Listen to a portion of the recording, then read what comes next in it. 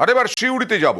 সিউড়িতে এই ছবি আর দেখাবো না, সিউড়ির ছবি দেখাবো। সিউড়িতে এসএফআই এর যে সমাবেশ, মানে জনসভা, সেখানে ভাষণের প্রতিবাদ করলেন এক যুবক। বিভ্রাট হলো রামপুরহাটে এসএফআই এর সভায় বিভ্রাট। কি হলো একটু দেখি। পড়াশোনা করবে, আমার ছেলেমেয়েরা মোটা টাকা কামাবে, আর আপনার বাড়ির ছেলেমেয়েরা আমার ফুড সোলজার তৈরি হবে।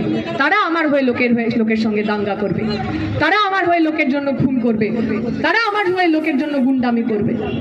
হিন্দুদের নিয়ে কমেন্ট করে যাচ্ছেন তখন থেকে, একটা মুসলিমদের নিয়ে কমেন্ট করুন, একটা দেখি। একটা তো কমেন্ট করতে পারছেন না তখন থেকে, শুধু রাম মন্দির নিয়ে কমেন্ট করে যাচ্ছেন তখন থেকে।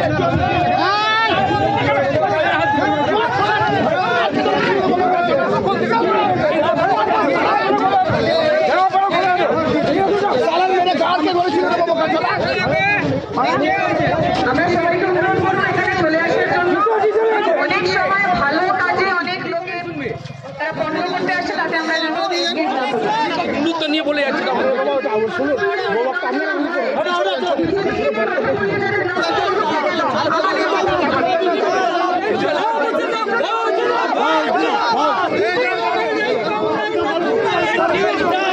আমি চলে যাব সরাসরি আমাদের প্রতিনিধি অক্ষয়ের কাছে। অক্ষয়, এই ব্যক্তির পরিচয় কি? তিনি কি বিজেপি সমর্থক বা বিজেপির নেতৃত্বের কেউ?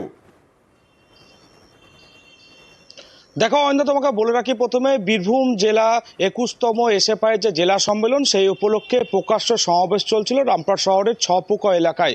সেখানে এসএফআই নেত্রী দীপ্তিতা ধর যখন বক্তব্য রাখছিলেন, সে সময় রাজ্য এবং কেন্দ্র সরকারের বিভিন্ন নীতির বিরুদ্ধে যখন তিনি বক্তব্য রাখছিলেন, বিশেষ করে রাম মন্দির প্রসঙ্গে যখন বক্তব্য রাখছিলেন, সে সময় অমিত মণ্ডল নামে এক যুবক মঞ্চের নিচে চলে আসেন এবং সেই যুবকের যেটা দাবি যে শুধুমাত্র রাম মন্দির নিয়েই বক্তব্য পেশ করা হচ্ছে, অন্য কোনো বিষয় নিয়ে আপনারা বলছেন না।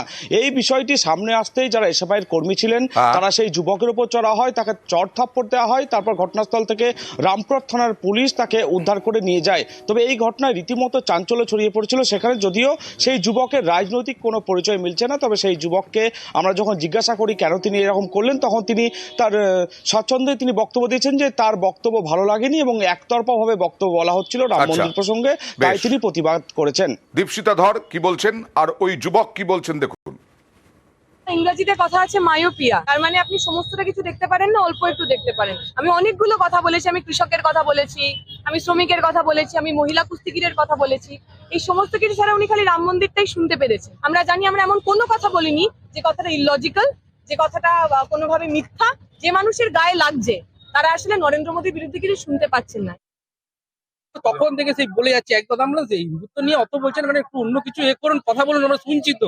আমার স্কুটিটা রাখা ছিল, স্কুটিটার উপর সবাই দিচ্ছি চেড়ে বসে স্কুটিটাকে ভেঙে দিয়েছে, দিয়ে রাগ লেগে গেল, আমার মাথাটা একটু খারাপ হয়ে গেল, আমি ওই জন্য করলাম। শুধু একই কথা তখন থেকে বলে যাচ্ছে।